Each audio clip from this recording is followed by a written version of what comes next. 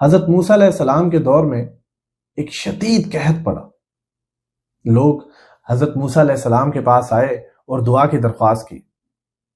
آپ علیہ السلام سینکڑوں لوگوں کے ساتھ باہر نکلے اور اللہ کے حضور دعا کی. اللہ تعالیٰ نے کہا کہ تمہارے اس مجمع میں ایک شخص ہے جو 40 سال سے میری نافرمانی کر رہا ہے.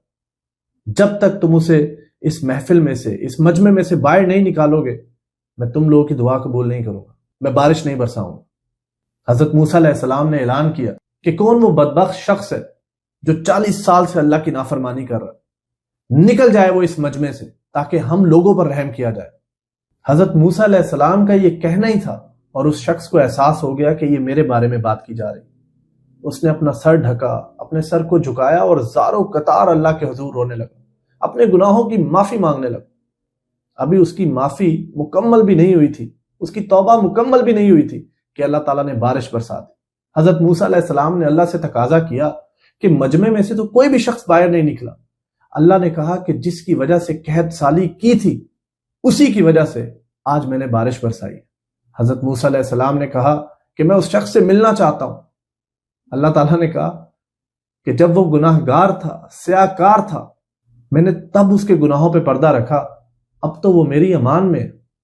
آپ امیجن کریں اس کے گناہ کا عالم کہ حضرت موسیٰ علیہ السلام دعا کر رہے ہیں بارش کے لیے اور اس کے گناہ کس قدر عظیم ہوں گے کہ اللہ تعالیٰ وقت کے نبی کی بات کو نہیں مان رہے. لیکن جیسے ہی اس شخص نے توبہ کے لیے ہاتھ اٹھایا، توبہ کے لیے صدا لگائی، اللہ تعالیٰ نے اسے معاف کر دیا. گائز، آپ جانتے ہیں اس دنیا میں سب سے زیادہ محبت کرنے والا رشتہ ماں کا ہے.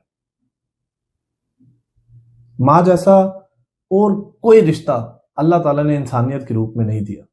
ماں وہ ہستی ہے جو اپنے بچے سے بہت کم ناراض ہوتی ہے، اس کی غلطیوں کو معاف کر دیتی ہے. لیکن کبھی کبھی ماں بھی معاف کرنے میں ٹائم لیتی ہے، ماں بھی درگزر کرنے میں دیر کرتی ہے. اور کبھی کبھی تو ایسا ہوتا ہے کہ انسان سے ایسا ہینیس سن ہو جاتا ہے، ایسا گناہ ہو جاتا ہے کہ ماں بھی معاف کرنے کو تیار نہیں ہوتی. اور اللہ کی ذات، اگر آپ سر کے بالوں سے پاؤں کے ناخن تک گناہوں سے دھسے ہوئے، گناہوں میں بھرے ہوئے ہو، خدا کی قسم آپ ایک دفعہ سچے دل سے توبہ کریں گے تو اللہ کا راضی نامہ آپ کو مل جائے گا. اللہ کو راضی کیجیے. Thank you.